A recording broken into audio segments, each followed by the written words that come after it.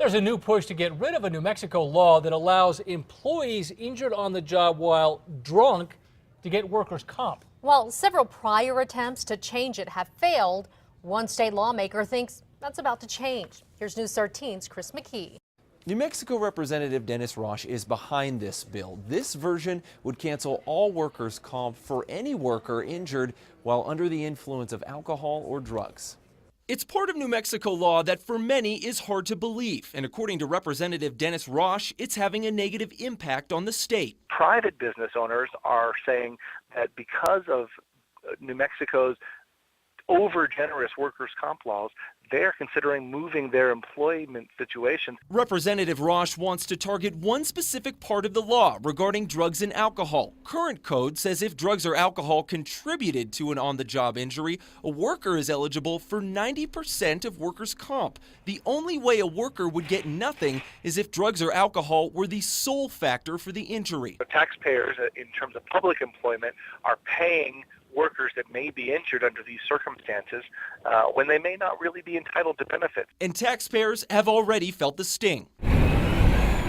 In 2006, a Las Cruces garbage man, Edward Villa, received workers' comp after falling off his truck. He had a .12 blood alcohol level, and an appeals court upheld his claim because alcohol was not the sole factor in his injury. Villa collected 90% of his pay. I think the taxpayers look at this as a common sense issue. Representative Roche now says he'll introduce another bill this session to change that law. 100% reduction of benefits when a worker is injured under the influence of drugs or alcohol. But this will be the fourth time the bill has been introduced. Each time, versions have been shot down in committee on party lines. I believe they were afraid of penalizing the family of the injured worker. Representative Roche hopes this time lawmakers think again. Ultimately, I believe personal responsibility still should be the governing factor.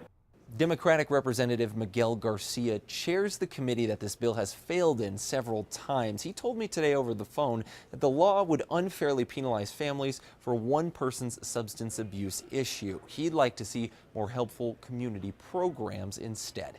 Chris McKee, KRQE News 13. Governor effectively gets to decide what bills get heard during this year's 30-day session. Representative Roche says he's still waiting to hear from the governor if his bill will be considered.